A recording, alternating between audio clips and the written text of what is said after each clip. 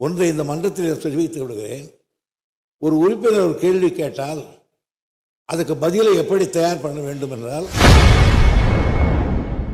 இன்று சட்டசபையில் கேள்வி எழுப்பிய திமுக எம்எல்ஏ அன்பழகனை அமைச்சர் துரைமுருகன் திட்டும்படி பேசியுள்ளது சட்டசபையில் பரபரப்பை ஏற்படுத்தியுள்ளது.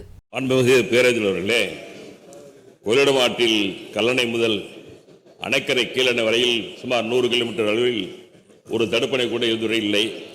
20க்கும் மேற்பட்ட குடிநீர் திட்டங்களும் 40,000 ஏக்கருக்கு மேல் விவசாய நிலம் செய்து கொண்டிருக்கிறார்கள்.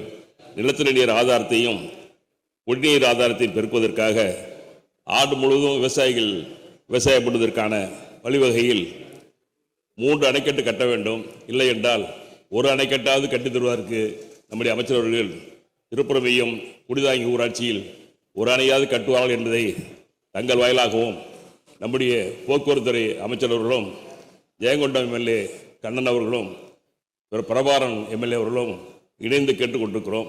நம்முடைய மாண்புமிகு அமைச்சர் அவர்கள் அதை செய்து தருவார் என்பதை தாங்கள் வாயிலாக அறிய விரும்புகிறேன். மாண்புமிகு அமைச்சர் தெரிவித்தவர்களே, இவரே கேள்வி கேட்டால் போதும், அதுக்கு ஒரு ரெக்கமெண்டேஷன் அவர் கொண்டு வர கேள்வியை வந்து சொன்னார். கேள்வி மாண்புமிகு உறுப்பினர் கேட்டது பெரியார் பாசனம், இவர் கேட்பது காவிரி பாசனம். இதுக்கும் அதுக்கும் வெகு தூரம்.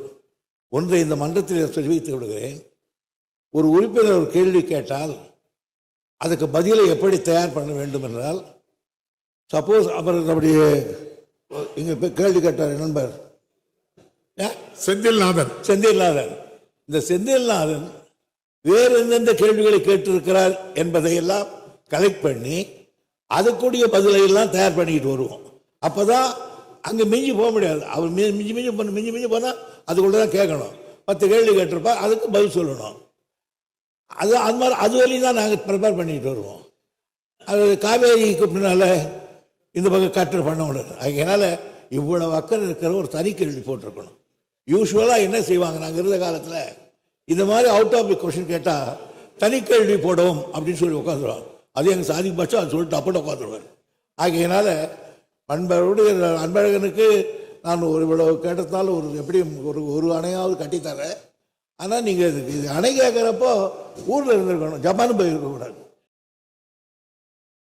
செய்திகளை உள்ளது உள்ளபடி தெரிந்து கொள்ள ரெஃப்ளெக்ட் நியூஸை சப்ஸ்கிரைப் பண்ணுங்க.